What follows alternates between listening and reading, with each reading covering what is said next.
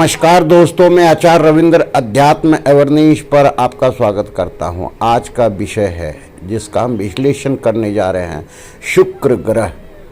शुक्र ग्रह कैसे व्यक्ति के जीवन में सारी सुख प्रदान करता है।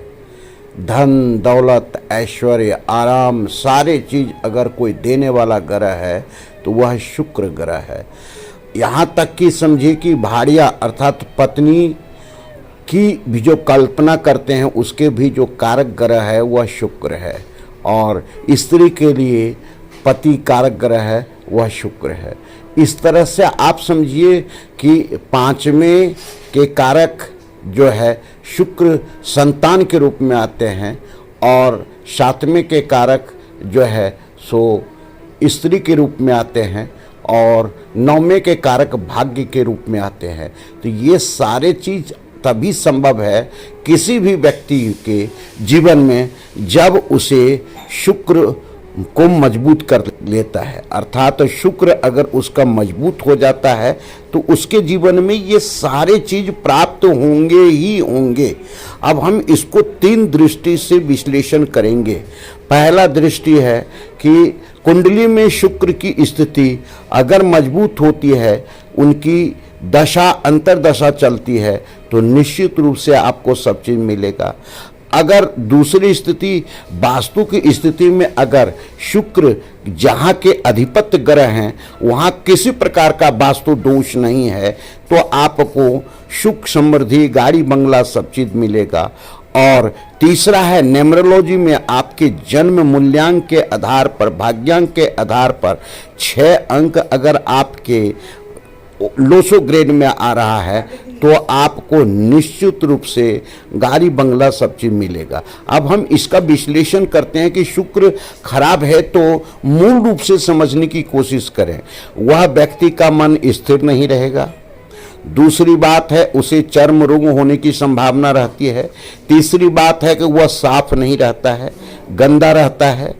चौथी बात है वह व्यक्ति किसी प्रकार का कोई भी रिस्क लेना नहीं चाहता है। जीवन में ऐश्वर्य उसको चाहिए लेकिन आलस हो जाता है, आलसी हो जाता है। तो ये सारी स्थिति जब उसके जीवन में ये पड़ता है तो हम समझते हैं शुक्र खराब है। अब हम देखते हैं कि शुक्र को अच्छा कैसे किया जा सकता है, इसका क्या उपाय करें कि शुक्र अच्छा हो जाए, हमारे जीवन में सब चीज़ दे। अगर शुक्र खराब भी है तो शुक्र को हम अच्छा कैसे कर सकते हैं। सबसे पहली बात है कि अगर शुक्र को आप अच्छा करना चाहते हैं तो शुक्र के जो संबंध है, उनकी जो लक्ष्मी हैं, देवी हैं, वह महालक्ष्मी हैं। अर्थात महालक्ष्मी को प्रसन्न करते हैं तो भी ऐश्वर्य प्राप्त होता है, और शुक्र को आप प्रसन्न करते हैं तो महालक्ष्मी की कृपा मिलती है। तो इस तरह से अगर आप महालक्ष्मी की पूजन करते हैं, महालक्ष्मी का मंदिर जाते हैं, महालक्ष्मी के मंदिर में जो है सो आप पूजन पाठ करते हैं, दान करते हैं, तो ये सारे चीज़ आपको प्राप्त होता है। अब देखिए शुक्रवार के दिन आपको स्नान करने के वक्त में उसमें दही डाल करके स्नान करें। दूसरी बात है कि बड़ी इलायची जो गर्म पानी में डाल करके और बोतल में रख दें और उसका थोड़ा थोड़ा जल नहाने वक्त में मिलाएं तो भी शुक्र मजबूत होता है। इत्र इत्यादि डाल करके आप अगर की कहे नहाते हैं तो शुक्र मजबूत होता है। शुक्र का सब जो फेवरेट जो सबसे अच्छा पसंदीदा जो फूल है वह मोगरा है। अगर आपके आसपास घर में मोगरा लगा करके रखे हैं तो आपका शुक्र मजबूत होगा। अब हम देखते हैं कि 3-4 प्रकार से कि शुक्र को और मजबूत कैसे किया जा सकता है। दान के दृष्टि से देखते हैं कि जब आप चावल, शक्कर और घी मंदिर में जाकर के शुक्रवार को या सोमवार को दान करते हैं तो शुक्र मजबूत होता है। अगर सोमवार को शिव मंदिर में चढ़ा देते हैं तो शुक्र और मजबूत होता है। कन्या भोजन भी अगर शुक्रवार के दिन आप करवाते हैं तो शुक्र मजबूत होता है। चंदन या किसी प्रकार का जो भी इत्र है इत्यादि अगर लगा करके घर से आप निकलते हैं कारोबार के लिए, नौकरी के लिए, तो शुक्र आपका मजबूत होगा। तो इस प्रकार से शुक्र को कई दृष्टि से हम मजबूत कर सकते हैं। अब हम देखते हैं कि कौन सा ऐसा रत्न धारण करें जिससे शुक्र मजबूत हो सकता है।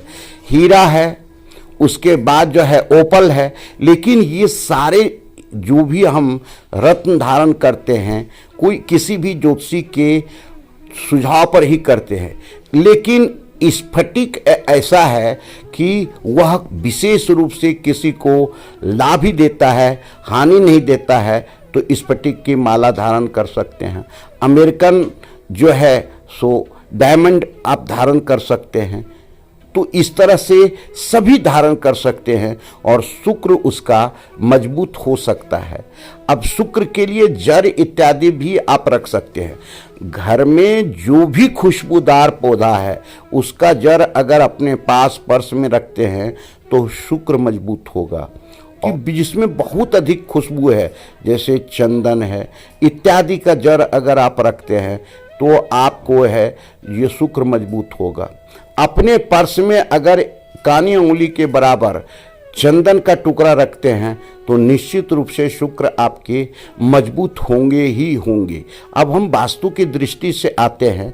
वास्तु की दृष्टि से यह जो अधिपत्य ग्रह है अर्थात रोलिंग प्लैनेट्स जो है वह अग्निकोण का है। अग्निकोण में किसी प्रकार का कोई वास्तु दोष उत्पन्न नहीं होने दें। वह दोष क्या है? वहाँ टॉयलेट आ जाना, जल आ जाना, जल तत्व को लाना या कलर इत्यादि जल तत्व का कर लेना, तो इससे वास्तु दोष उत्पन्न हो जाता है। तो ऐसे स्थिति में वहाँ इस प्रकार का कोई दोष उत्पन्न नहीं होने दें। अगर नहीं होने देते हैं तो शुक्र आपका मजबूत हो जाएगा और आपको जीवन में मनचाहा प्यार मिल सकता है, गाड़ी बंगला सब चीज़ मिल सकता है।